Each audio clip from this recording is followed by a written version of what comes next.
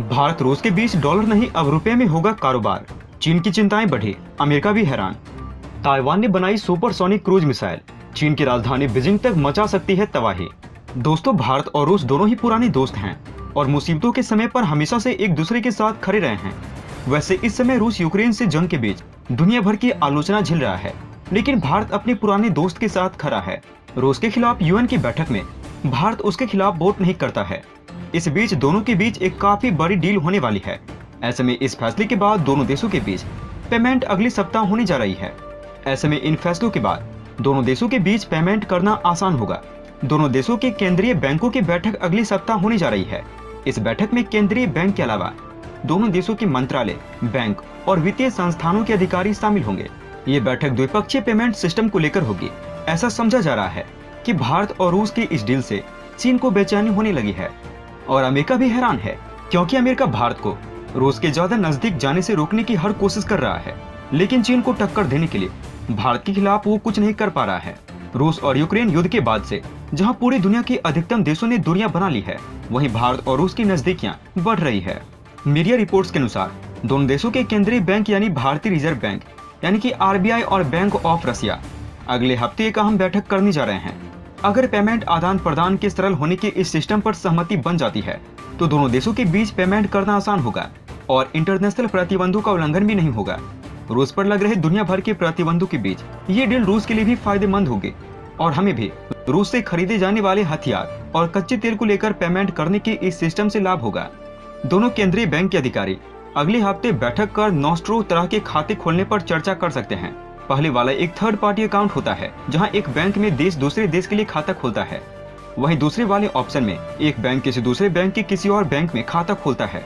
हालांकि इस बारे में आरबीआई और बैंक ऑफ रशिया ने कोई जानकारी साझा नहीं की है।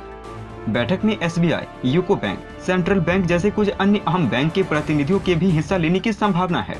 दोस्तों, चीन की धमकियों से जूझ रहे ताइवान ने ड्रैगन के खतरे से निपटने के लिए स्वदेशी सुपरसोनिक मिसाइल यूनफैंग बनाने में सफलता हासिल कर ली है। ये मिसाइल चीन की राजधानी बीजिंग तक तबाही मचाने में सक्षम है।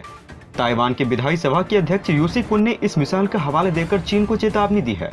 उन्होंने कहा कि ताइवान पर हमला करने से पहले चीन 2 बार सोच ले। उन्होंने ये चेतावनी ऐसे समय पर दी है जब चीन और ताइवान के बीच समुद्री इलाके पर ड्रैगन ने अपनी संप्रभुता का दावा किया है। चीन ने पहली बार ये दावा किया है कि ताइवान स्ट्रेट एक अंतर्राष्ट्रीय समुद्र नहीं है। ताइवान ओवरसीज नेटवर्क के समक्ष दिए अपने भाषण में यूसी कुन ने ताइवान चीन के खिलाफ अपनी गुप्त मिसाइल का इस्तेमाल करने से परहेज नहीं करेगा। उन्होंने ये भी बताया कि ताइवान अपनी सेना को सुपर पावर चीन से होने वाली किसी जंग से निपटने के लिए आत्मनिर्भर बनाने की योजना पर काम कर रहा है।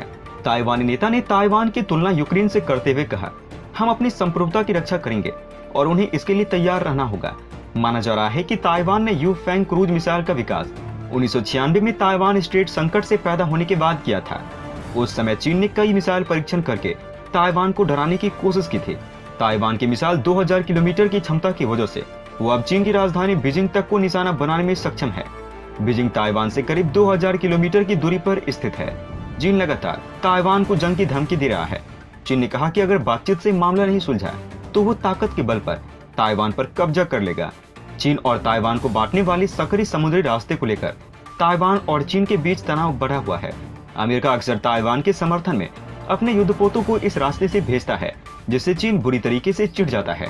अमेरिका और अन्य देश का मानना है कि ताइवान स्ट्रेट एक अंतर्राष्ट्रीय समुद्र है। वहीं आपको बता दे, थिंक टैंक ने खुलासा किया है, भारत समेत कई देश बढ़ा रहे हैं परमाणु हथियार। दरअसल रूस की ओर से यूक्रेन पर हमले के बाद दुनिया में तेजी से बदलाव आया है। विश्व में हथियार की होड़ बढ़ी है, जिसे भारत और उसके पड़ोसी मुल्क भी अछूते नहीं हैं। स्टॉकहोम की रक्षा थिंक टैंक सिप्री ने दावा किया है कि भारत और पाकिस्तान दोनों देश अपने परमाणु हथियार के जखीरे में बढ़ोतरी कर रहे हैं। सिप्री ने अपनी रिपोर्ट में कहा है, जनवरी 2022 तक भारत के पास 160 परमाणु हथियार थे, लेकिन ऐसा लगता है कि वो अपने परमाणु हथियार का भंडार बढ़ा रहा है। रूस और यूक्रेन के बीच चल रही जंग से अब दुनिया में तनाव और डर को अधिक बढ़ा दिया है। शोधकर्ताओं ने चेताया है, 35 साल के बाद अब एक बार फिर से आने वाले दशकों में दुनिया में परमाणु हथियार रखने की होड़ मच जाएगी। Stockholm International Peace Research Institute के मुताबिक 9 परमाणु शक्तियां ब्रिटेन, चीन, फ्रांस, भारत, इजराइल, उत्तर कोरिया, पाकिस्तान, संयुक्त राज्य अमेरिका और रूस के पास 2022 की शुरुआत में 12,705 परमाणु हथियार थे। जानकारी के मुताबिक 2021 की शुरुआत में 12,705 में से 375 हथियार कम थे। ये संख्या 1986 में 70,000 से अधिक के उच्च स्तर से कम हो गई है। लेकिन अमेरिका और रूस ने शीत युद्ध के दौरान उसके द्वारा निर्मित अपने विशाल शस्त्रागार को धीरे धीरे कम कर दिया था। वर्तमान स्थिति को देखते हुए सिपरी के शोधकर्ताओं ने कहा, परमाणु वृद्धि का जोखिम अब चरम पर है। सभी परमाणु संपन्न देश अपने शस्त्रागार को बढ़ा रहे हैं या उन्हें विकसित कर रहे हैं।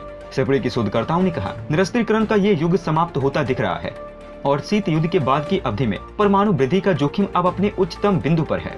300 से अधिक नई मिसाइल के साथ चीन के शस्त्रागार के विस्तार पर प्रकाश डालते हुए सिपरी ने आगे कहा, रूस और संयुक्त राज्य अमेरिका के पास दुनिया के 90% से अधिक हथियार हैं।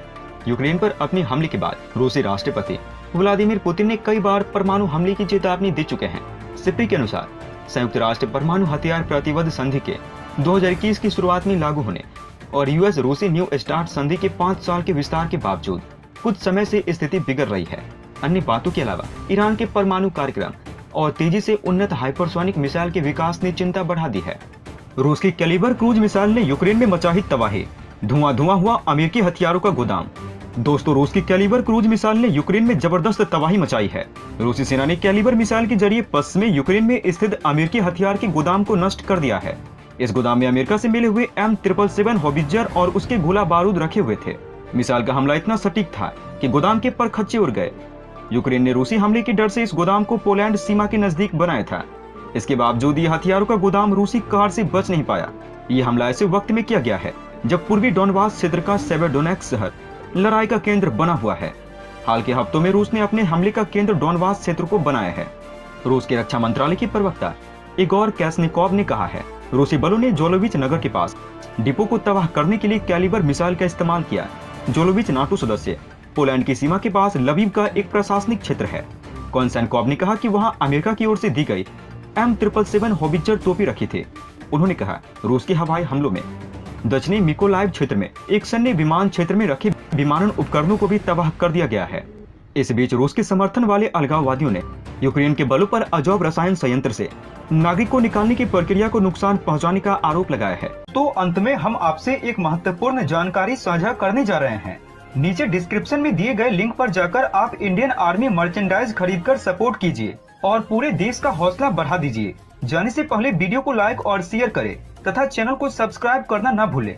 तब तक के लिए धन्यवाद। जय हिंद, जय भारत। अच्छा सुनो, चैनल को सब्सक्राइब करो, उसके बाद घंटी बजा देना ताकि अगली वीडियो आपसे मिस ना हो पाए। Thank you.